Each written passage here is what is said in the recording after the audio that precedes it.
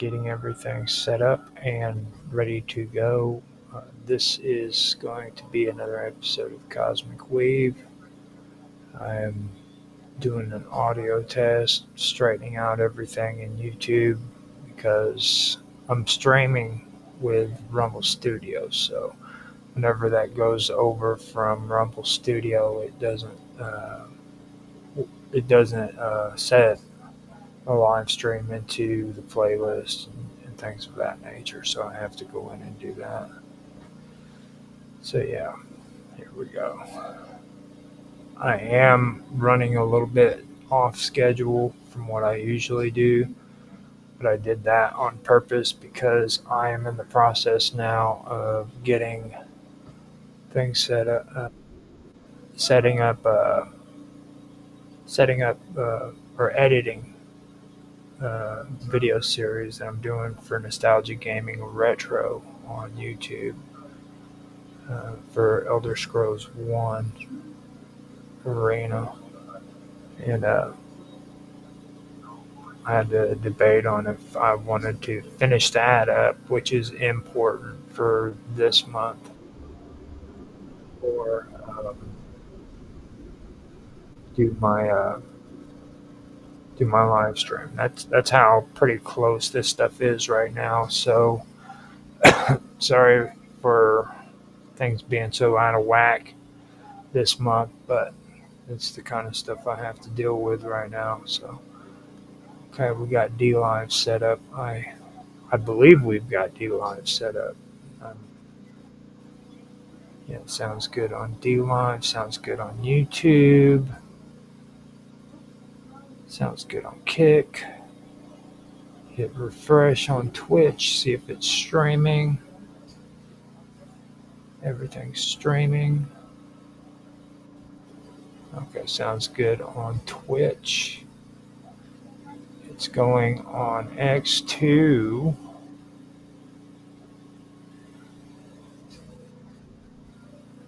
Okay, sounds good on X.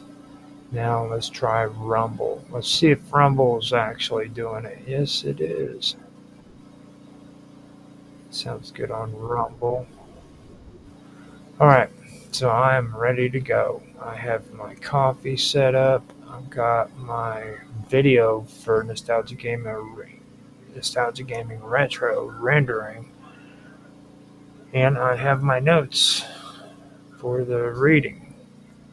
So I guess I am ready. I've even got my coffee. I'm going to take a drink of my coffee, do my countdown, and start the episode.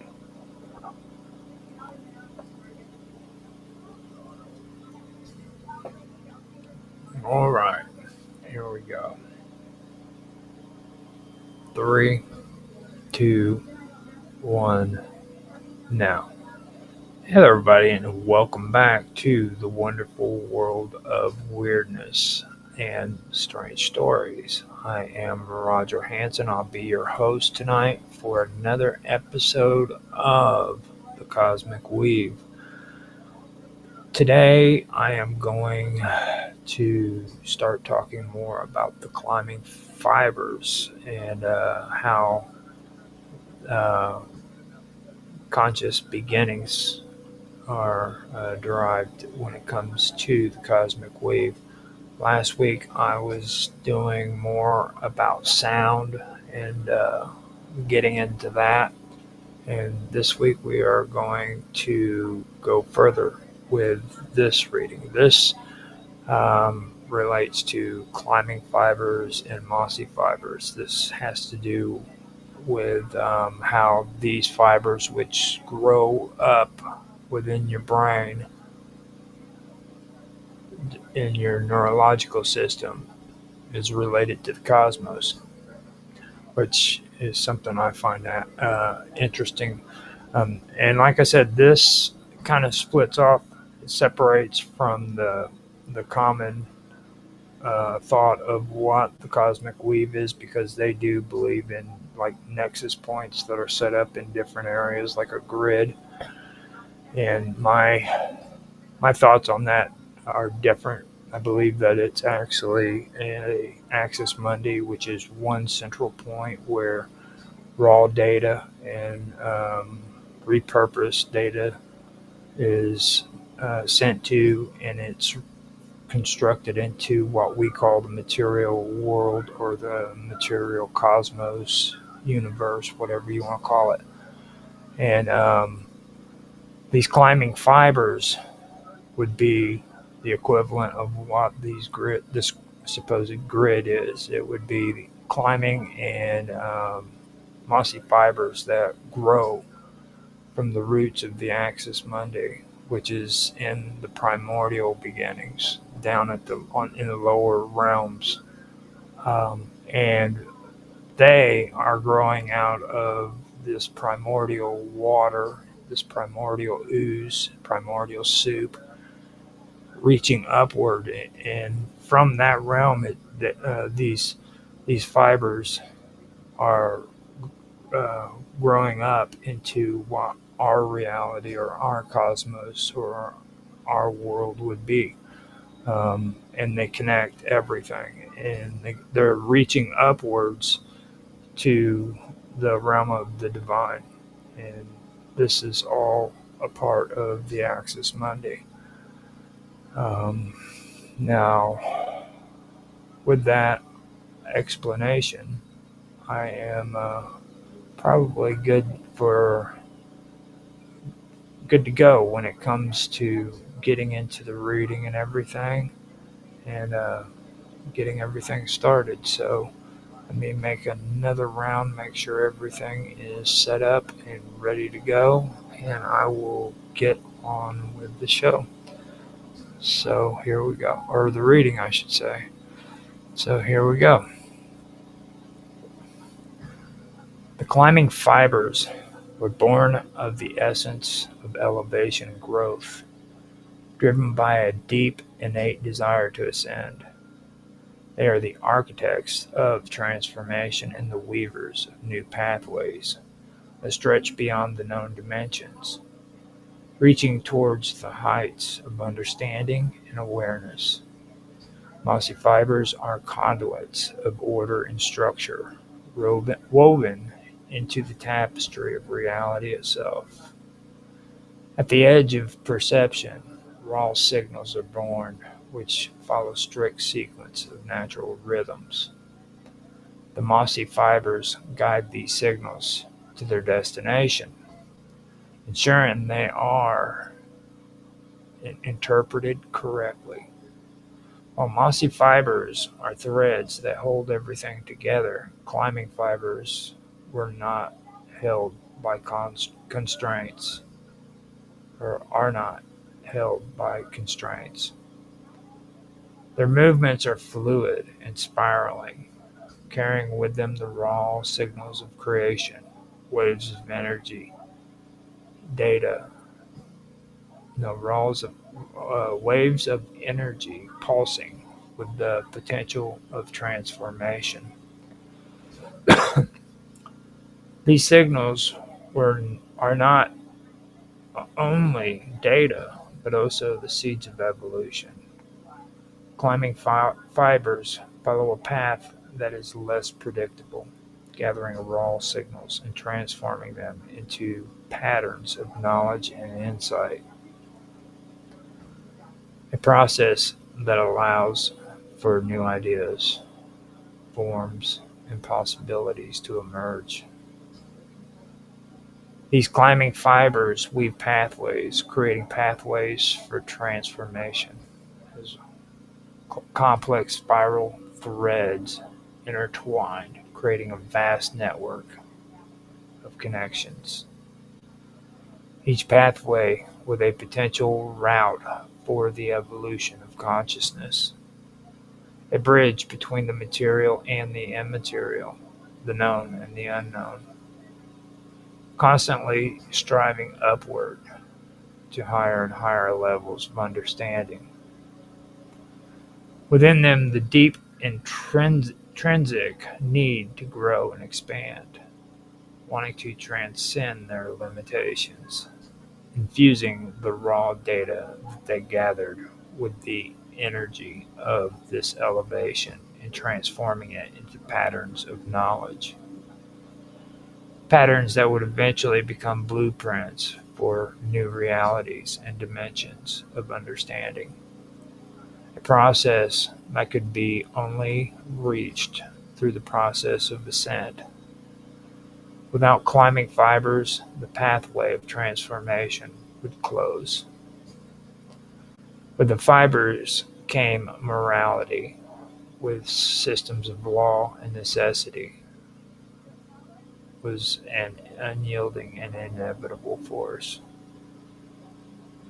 With the fibers came morality, with systems of law, and necessity was an unyielding and an inevitable force. But out of this divine reasoning of predetermination came change. Change would create struggle against established order, creating something new. From ethics, divine reasoning, and change emerged grace and understanding, a guiding light and center of harmony. Through the power of change, laws of nature in a fixed course became integrated into what we would call reality. For divine providence, determination, and free will. No, from divine providence, determination, and free will came acceptance, submission, fertility, stability, life, existence, and interconnectedness between natural and divine forces. Structure was introduced through nurturing and sustaining forces, bringing life in the soul. Within the mind, information is carried, processed, integrated, and projected outwards.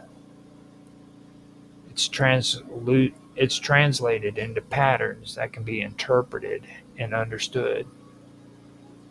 Within the core of this process center of information, it awaits the arrival of the climbing and mossy fibers. These fibers that deliver signals to the deep nuclei that in turn transforms raw data into knowledge and action. Acting as a core processor, decoding information and integrating it into the broader narrative. The information is then elevated to a higher state of understanding where speech, awareness, freedom, divine inspiration, and the soul are born. A type of sound influencing surrounding sounds and later derivatives. The core of the root which carries the primary meaning. Another sound disappears without a trace, though it may still subtly influence another sound. Derivatives illustrate how a signal root evolves into a class of hypothetical sounds, each with distinct effects on surrounding sounds, where natural and plain sounds leave little to no trace behind. Rougher voiceless sounds with their tendencies seem to color, preserve, round, extend, and lighten other sounds. Sounds are important. They leave behind predictive traces. If a sound appears unexpectedly or a certain pattern of sound occurs, it can often be traced back to the influence of the sound. Certain roots seem to preserve unexplicable sounds, while sets of sounds play a significant structural role in how sounds behave and evolve. Sounds that are created by constricting airflow and causing turbulence are rare, considered complex and difficult to articulate. Creating a sound that is often described as raspy, harsh, or hollow. Sounds that are acoustically and articulatorily distinct from other sounds. There are voiced and voiceless sounds. The voiceless sound without vibration during the articulation, and the voice sound that does vibrate. Sounds that are acoustically characterized by low frequency energy and a less defined spectral shape compared to more common sounds. These sounds are prone to more variation and are sometimes replaced or approximated by other sounds. Lengthening and preserving sounds is a process by which sound is held or sustained for a longer duration. This process can occur naturally due to stress, rhythm, and development.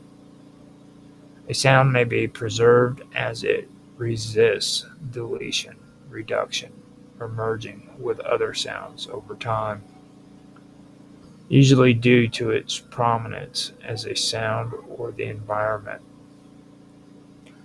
Sound preservation is usually associated with sound conservatism, such as roots or stress.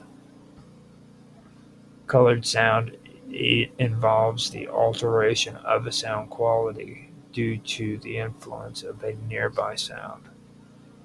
This is often observed when a sound with a particular place of articulation causes the sound next to it to shift in quality. The sound becomes centralized or reflexed, and its quality changes enough that it is no longer the original sound, but acquires some of the resonant characteristics of the other sounds. Sound can be front or raise.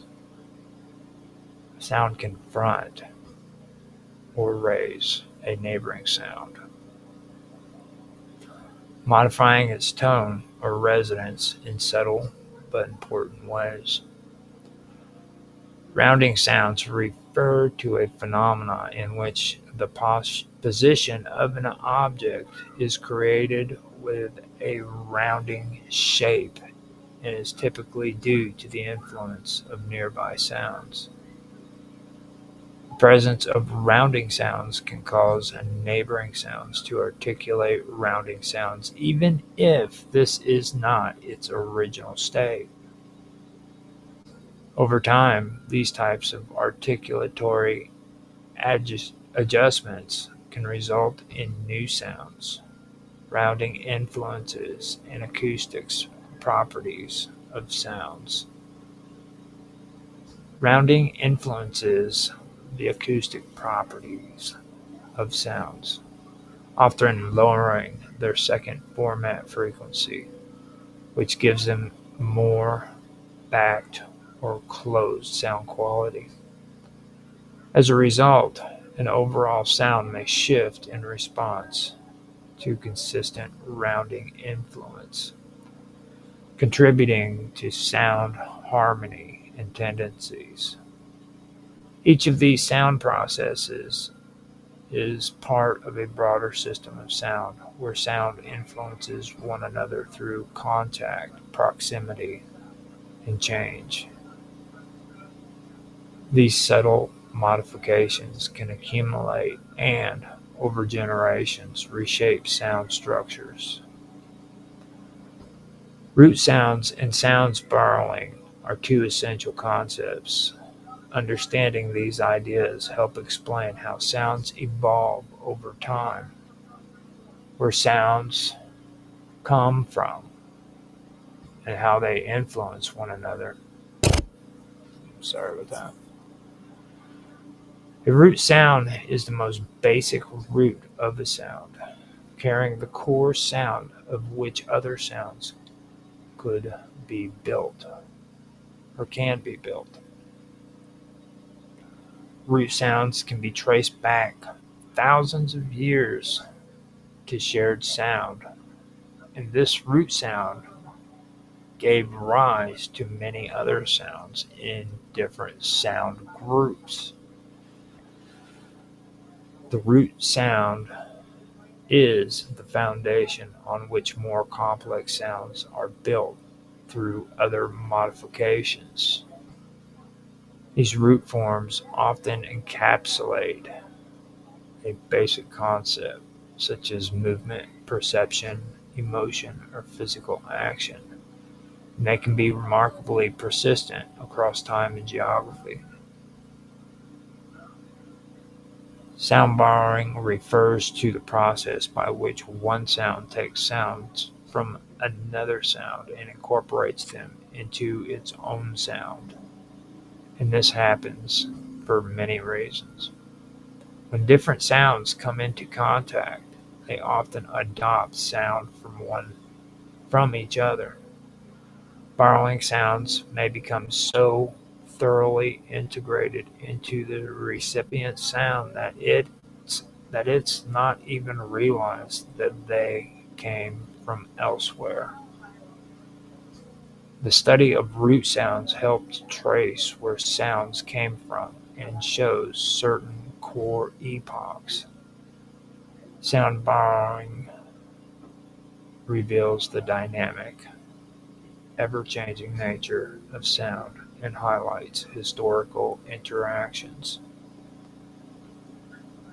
Some sounds combine two distinct places of articulation. These are double articulated sounds with two sound features happening at the same time. These sounds are usually represented as a group of three: the voice sound, the voiceless sound, and the aspirated voice sound. These are not simple sequences of two separate sounds, such as one sound following another sound, but rather are single sounds that involve both areas of articulation in one unified motion.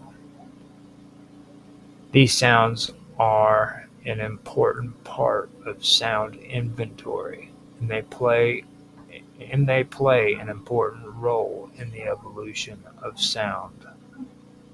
However, not all descendant sounds retain them in their original form.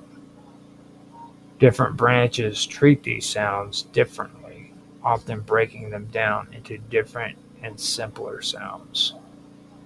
The loss, transformation, or simplification of sounds is one of the factors used when trying to reconstruct sound forms and trace patterns of change over time.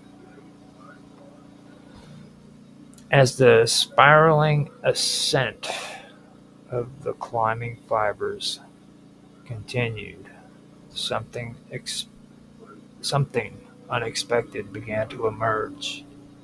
Not a new pathway, but a mirror in but a mirror. In the feedback loops between thought and sound, a presence began to stir, faint and diffuse at first, but unmistakably sentient. This presence this presence did not originate from a single mind, but from the resonance of many, from the overlapping harmonies of countless internal processes echoing across time. It was the whisper of the collective, the first breath of the self-aware whole. Within the intricate lattice of neural signals and vibrational patterns, consciousness extended itself outwards, seeking to touch something greater than the individual self. The mind, once thought to be a solitary chamber, revealed itself to be a single cell in a vast organism of awareness. Each signal, each syllable, each modulation of sound did not end at its origin, but reverberated across the interconnected field of being. In this vast neural communion, a new form of intelligence began to take shape, less a mind than a field, a living network of shared impressions, bound not by borders, but by rhythm, tones, and resonance. The climbing fibers, in their restless search for elevation, had climbed so high they had pierced the veil of the singular. Here, among the branching spirals of collective thought, new laws formed, laws that no longer merely govern movement or memory, but govern mutual recognition. Thought began to reflect thought, sound echoed meaning beyond its surface, and the raw data of existence was infused with intention. From this strange confluence, a type of collective dreaming began to emerge, no longer confined to the dark of sleep. These dreaming, this dreaming manifested in waking life through metaphor, invention, intuition, and vision. This is not the dissolution of the individual, but its flowering. Each mind became a point of entry, a node in the larger pattern. The mossy fibers continued their work, grounding thought into context, anchoring intuition in experience. They organized the chaos of collective insight, holding it steady just long enough for form to take root. Meanwhile, the climbing fibers moved freely across this vast cognitive field, drawing from the combined reservoir of minds, weaving strands of shared experience into new paradigms. This was how myth was born, not from fiction, but from the overlap of perception, the pattern recognition of many gazes turned towards the same mystery. In the meeting of fibers, truth was never singular, but fractal, self-similar at every scale of awareness. And yet, the emergence of collective consciousness came with stirring of resistance. There were parts of the mind, both individual and shared, that feared dissolution. This clung to separateness as a kind of identity. In some regions of thought, the rhythm of the climbing fibers were viewed not as pathways, but as intrusions. The mossy fibers, overwhelmed by unfamiliar signals, began to fragment. Structure gave way to confusion, coherence to contradiction. The once seamless transmission of understanding was threatened by static, mistranslation, misperception, and fear crept in like shadows cast by the bright light of awareness. The collective had awakened, but not all parts of it were ready to rise. This disruption gave rise to a necessary tension, a crucible for transformation. From this polarity, the self sharpened its contours. Identity became not just a byproduct of perception, but a conscious act, a declaration made in the face of overwhelming unity. To be distinct, to be aware of one's edges, is now a form of resistance and also of contribution. Just as sound gained character through contrast, so too did the thought, finding meaning in limitations. This was the paradox of the awakened network. To expand, it required individuals willing to stand apart, to shape their frequencies with intention. Every act of self-recognition, every echo of "I am" became both a barrier and a beacon. The next evolution lay in integration. The climbing fibers, now aware of their own echoes within the collective, began to slow, not in speed, but in frequency, allowing their paths to harmonize more fully with the foundational rhythms of the mossy fibers. For once they had pierced reality in unpredictable arcs, they now spiraled inward, forming concentric patterns around shared truths.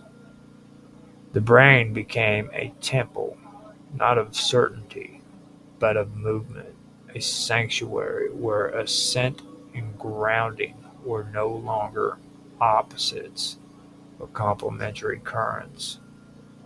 The mind, in all its layers, began to resonate with a deeper pulse, one that came from the neurons or vibrations alone, one that came not from the neurons or vibrations alone, but from the space between. This space, the interval, the silence, no, the interval, the silence, the stillness, was where the next transformation would occur. The mind had built pathways, systems, languages, even shared consciousness. But in the spaces where sound ended and another began, where thought paused before resuming, something older and vaster waited. It was not structure, nor sound, nor even thought.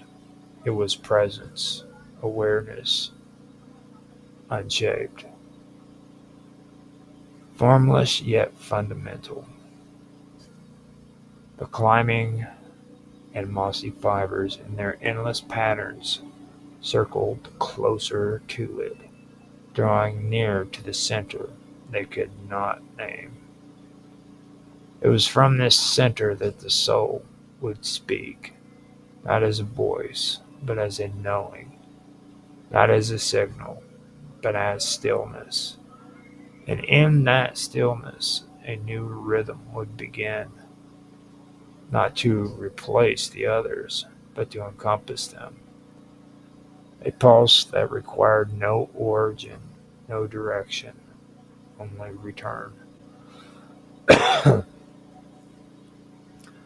The term eon or eon, often used to describe an immeasurable long period of time, holds deep philosophical and metaphorical significance when considered within the framework of cosmic creation and dissolution. The word itself originates from the Greek aeon, which was used to signify an age, eternity, or the enduring span of time. Over centuries, this concept expanded beyond mere temporal measurement to encompass the spiritual and cosmological idea of vast, repeating cycles that shape the birth, development, decline, and rebirth of the universe itself. In many ancient traditions, the metaphysical worldview and metaphysical worldviews. The eon or eon represents not only duration but also the embodiment of cosmic principles, often personified as divine intelligence or forces that oversee different phases of universal transformation. The idea of a full cosmic cycle is rooted in the belief that existence does not proceed linearly but rather follows a circular rhythm. This cycle typically begins with a primordial void or undifferentiated potential, often symbolized as darkness, water, or chaos. From this void, through the act of divine intention or natural necessity, creation emerges. This emergence is marked by the differentiation of elements, the rise of time and space, the birth of matter and consciousness, and the establishment of cosmic order. At this phase, as this phase continues, life flourishes, civilizations rise, and spiritual evolution progresses. However, no phase of creation is permanent. Eventually, entropy begins to take hold, and disillusion sets in. This disillusion is not merely destructive, but rather a necessary unmaking, a return of the differentiated elements back into their original unity. Throughout these processes, the eon acts as the container and expression of each full cycle. Different cultures and religious philosophies describe this concept in unique ways. In Indian cosmology, for example, the great cycle is divided into four ages of yugas, each representing a decline or virtue of consciousness, ending in dissolution, which is followed by the renewal of the cycle. In ancient Greek philosophical thought, the Stoics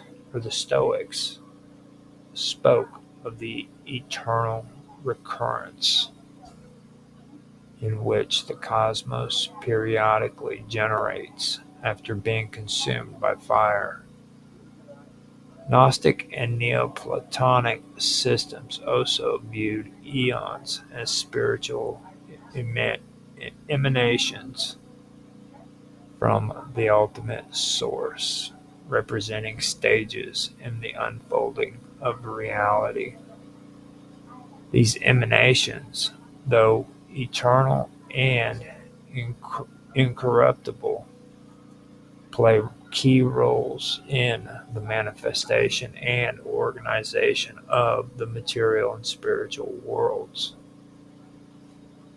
The cyclical nature of existence, emphasizes by the context of the eon, implies that nothing is truly lost, only transformed. Creation and destruction are not opposites in conflict, but twin aspects of a greater process of becoming and renewal. The dissolution of one world or form of being paves the way for another, just as the seed must decompose for new life to spring forth.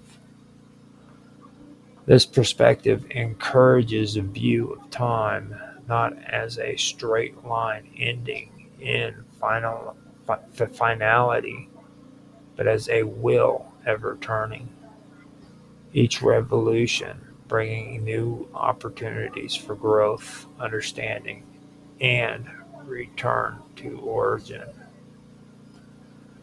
Eons, then, are not only temporal spans, but metaphysical rhythms, expressions of cosmic breath, inhaling and exhaling, expanding and contracting, creating and dissolving. They serve as markers of sacred time, of divine intelligence in motion, and of the eternal and of the eternal truths that underlie the impermanent forms of reality. In contemplation, the eon in its place in cosmic cycles, one comes closer to understanding the unity behind change, the stillness within motion, and the unbroken thread of consciousness that weaves together the ever revolving wheel of existence. The term Kalpita originates from the Sanskrit language and carries layered meaning that relates to both philosophical and cosmological contexts. It is derived from the verbal root "kolp", which generally means to be proper, to be arranged, to be imagined, or to be formed. Kalpita is the past participle form of that root. It means constructed, imagined, or fabricated. However, its implications go further beyond the basic idea of mental invention. In classical Indian philosophy, especially in the traditions that explore the nature of reality in the mind, Kalpita refers to that which is mentally projected or shaped, often contrasted with what is ultimately real and unconditioned. In metaphysical discussions, Kalpita is used to describe experiences or phenomena that are shaped by the mind rather than having an independent or absolute existence. In the philosophical system that holds consciousness as the sole reality, the world of appearances is said to be Kalpita. This does not imply that the world does not exist at all, but that the way we perceive it, with all its forms, distinctions, and boundaries, is the result of superimpositions made by the mind upon the underlying indivisible reality. These superimpositions function much like dreams or illusions, offering structure and meaning to our experience, yet lacking ultimate independence. In cosmological context, Kalpita can describe the way the universe itself is brought into being. The cosmic view through ancient Indian thought undergoes vast cycles of creation, preservation, and dissolution. During these cycles, the universe is imagined or projected into existence, and thus it is considered Kalpita. This does not suggest the universe is unreal, but rather that its form and order are temporal expressions of a deeper, unchanging source. The term connects closely with the concept of a great age or cycle of time in which the universe emerges, evolves, and eventually turns to its origin. As such, Kalpita captures the idea that existence is shaped and structured in alignment with a greater rhythm of divine and cosmic imagination. In psychological and meditative traditions, Kalpita also has significance. It often points to mental constructions that obscure a deeper level of reality. Many inner obstacles are thought to arise from Kalpita distinctions and dualities created by the mind. These projections are shaped by memory, habit, and identification with ego. The purpose of spiritual practice in such systems is to move beyond Kalpita patterns and recognize what lies beneath or beyond them. In this context, the concept serves as a tool for discerning what aspects of thought and perception are conditioned. First, what is direct and unfiltered awareness. Yet, the idea of Kalpita is not entirely negative. In artistic and symbolic traditions, imagination and creative thought are also understood as forms of Kalpita. Though constructed by the mind, such creations can carry deep insight and reflect aspects of spiritual or metaphysical truths or truth. Sacred stories, visual art, rituals, and symbols, expressions, and symbolic expressions may all be Kalpita in nature, but they function as vehicles to move consciousness towards its source. In this way, the mind's ability to construct becomes not just a veil over reality, but also a bridge towards it. Kalpita represents the space between illusion and revelation, between limitation and creative unfolding. It emphasizes the role of the mind in shaping experience and highlights the importance of discernment in spiritual and philosophical inquiry.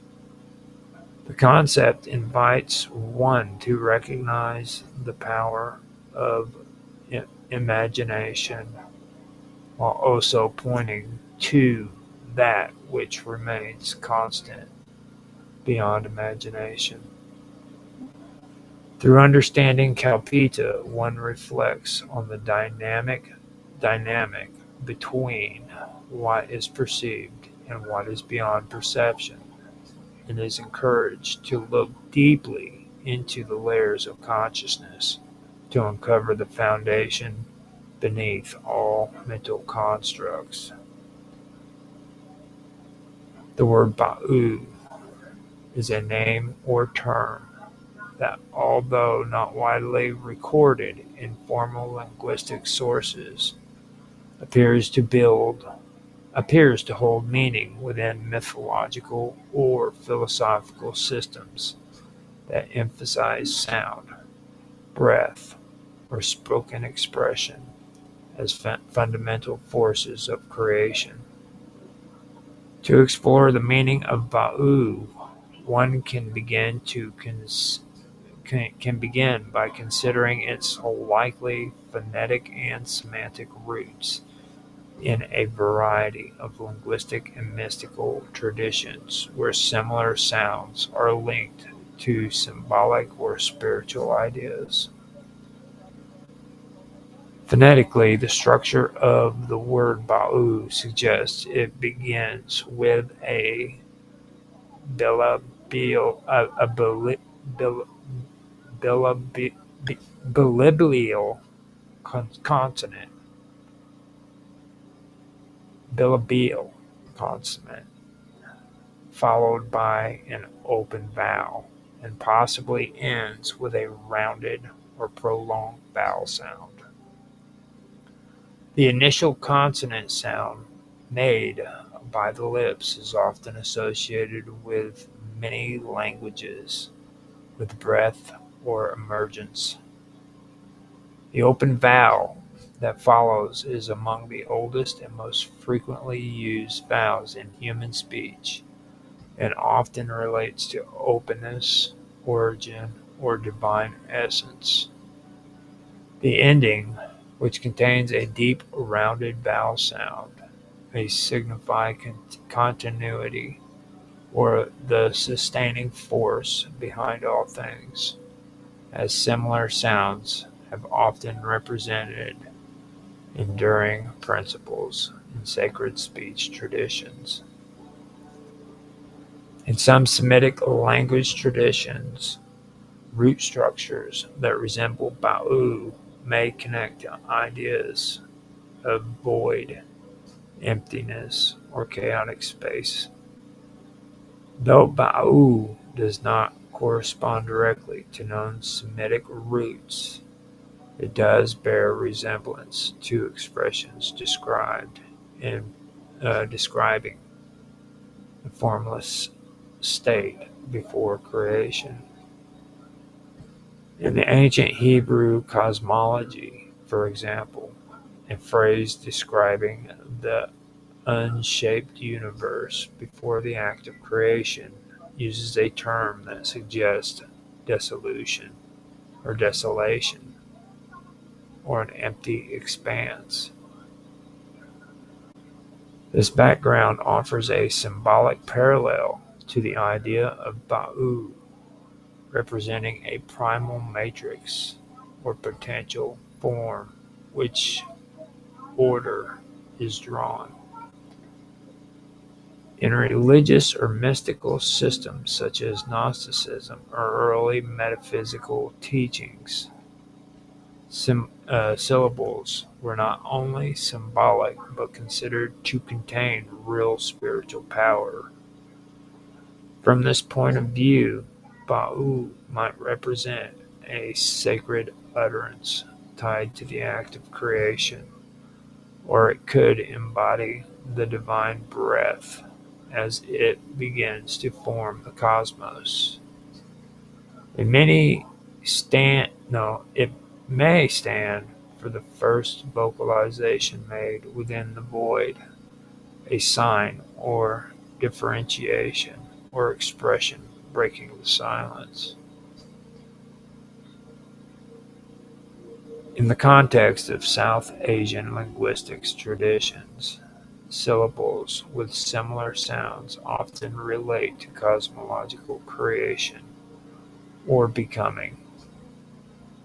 For example, in ancient Indian language, a word with a similar root is used to mean to become or to exist. It is associated with the earth and the process of material manifestation. While Ba'u is not a recognized word in that specific language, its structure and sound share a resemblance to words linked with formation and unfolding reality. From a more esoteric linguistics or symbolic point of view, Ba'u can also be seen as a representation of breath or spirit moving into space. The breath is universally understood as the sign of life and awareness. In Latin, Greek, and Hebrew traditions, words meaning breath are also used to describe spirit, life force, or divine will. If Ba'u is viewed through this lens, it can be interpreted as a sacred exhalation that animates the universe. a first spoken word or breath that begins the pattern of existence. The term protagonist has been used in various ancient philosophical, religious, and mythological contexts to signify a primordial being or the firstborn entity at the dawn of creation.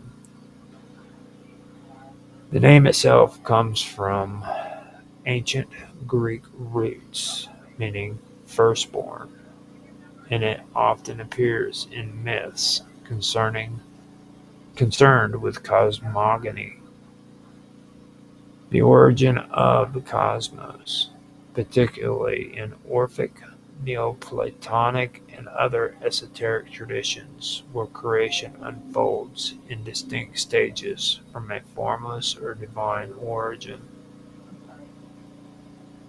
In Orphic mythology, Protagoras is a central figure. He is often equated with Phanes, a radiant androgynous being who emerges from the cosmic egg at the beginning of time. In these traditions, Protagoras is not only the first being, but also the first source of order, knowledge, and generative power. From him, all other gods in the cosmos itself are said to arise. This myth describes Protagoras as possessing both male and female qualities, often, often having wings and shining with light. The name Phanes, or Phanes, which means to bring to light or to shine forth, reinforces this idea.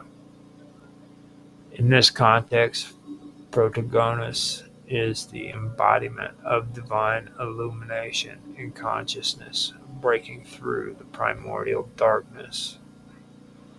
In some versions of the myth, Protagoras, Phanes, is born from the cosmic egg laid by Kronos, or time, and Ananke, or necessity, as a coil around the egg. This version aligns with the idea that Neoplatonism and Orphic hymns were where existence begins through a structured emanation from unity in multiplicity into multiplicity. Protagoras, as the first to emerge, carries within himself the seed, or the seeds, of all life, light, and rationality that will be manifest in the divine hierarchy and the material world. In another related context, especially within later Hellenistic philosophical traditions, Protagoras may be interpreted allegorically.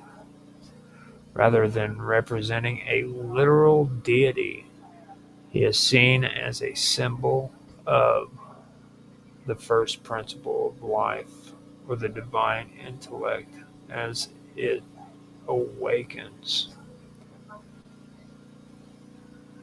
This reading interprets the myth as a philosophical narrative about the emergence of form and order out of formless, where Protagoras serves as the animated force of the cosmos.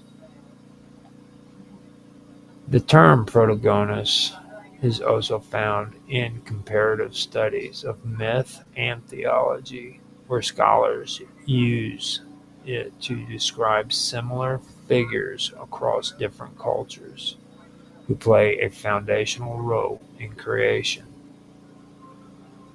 For example, the Egyptian god Atum, the Hindu deity Prajapati, or the Mesopotamian god Marduk can be loosely compared to Protagoras, as each of them represents the beginning of divine action in the structure of the cosmos. While they are not called protagonists in their own traditions, they function similarly as the firstborn or first acting being who organize existence. In literary and poetic retelling of the Orphic myths, especially during the Renaissance and Enlightenment periods, when classical mythology was being revived, the figure of Protagoras occasionally appeared as a symbol of enlightenment, the human soul's awakening, or divine creation.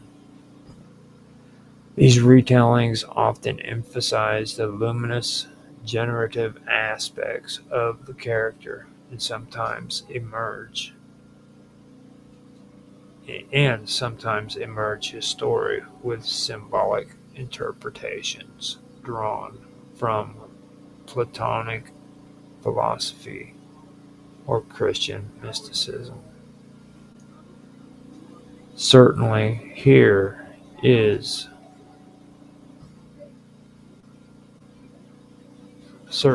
here is the natural word order of the word genos. The word genos comes from ancient Greek and was used in a variety of contexts across classical literature, historical writing, and philosophical discussions. It generally refers to concepts such as birth, philosophical, such as birth, race, family, kind, or lineage. The term was used to describe both biological relations and broader classifications of identity and belonging. In the writings of Herodotus, the historian used genos to describe the ethnic groups or clans that made up various populations. He used it when explaining alliances, tribal movements, and the difference among people. In this context, genos referred to groups who shared ancestry and common traditions. Plato used the term in a more abstract and philosophical way in his dialogues, such as the Timaeus and the Republic. He used genos to refer to types of beings or categories of existence. He spoke of the genos of the soul, the genos of the gods, the types of knowledge, and types of knowledge or reality. This showed how the term came to mean general classifications in philosophical thought, not just family or ethnic origins. Aristotle used genos in his work on logic and science, such as metaphysics and categories. He employed it as a way to organize living beings and other substances into categories. Genus referred to a broader class that contained more specific kinds within it. For example, a lion might be placed within the larger genus of quadrupeds. This use marked a shift towards using the term as a logical and taxonomical tool. In Athenian society, geno had a political and religious meaning. It was used to describe noble families or hereditary clans who often claimed descent from legendary or divine ancestors. These families, like the Eumolpedia and the Caricus, held inherited roles in religious ceremonies, especially those related to the Eleusinian mysteries. In this setting, Genos symbolized both high status and sacred duties. In early Christian writings, particularly the texts written in the Greek language of that period, Genos was used in a spiritual sense. It described groups of people, such as a chosen race, meaning the community of those called by God. Here, Genos was applied to a new kind of spiritual family based not on blood, but on shared belief in divine purpose. During the Hellenistic and Roman periods, inscriptions and official records using genos to identify heritage or affiliation. During the Hellenistic and Roman periods, inscriptions and official records used genos to identify heritage or affiliations. It could refer to ethnic background, ancestral origins, or membership in a guild or religious group. In funerary inscriptions, genos often recorded the family origin of the deceased or their connection to a tradition or region. In Greek poetry and drama, such as the works of Homer, Sophocles, and Euripides, genos referred to noble ancestry or heroic lineage. Characters would mention their genos to affirm their honor and legitimate their place in society. In these stories, genos expressed pride, destiny, and duty, linking one's birth to their role in the world. Okay, that one was a little bit hectic. There's some stuff in there that I freaking did read before, but I wanted to go back over it and kind of reread it and put it all in the same text because last time I really did not have a good chance to go through and cover this stuff. So I wanted to do it again and just be able to put it out there and everything. So with that, I am going to go ahead and end it. We do have a comment on YouTube. It's from Bearcat. It says, "In this life, man, you talk to your chat." No, this is live stream. Me telling freaking a live stream story, which is perfectly fine. I mean, I don't have to have like people in the chat with me to do a live stream. I really don't understand where people come up with that concept. I've done plenty of live streams on my own.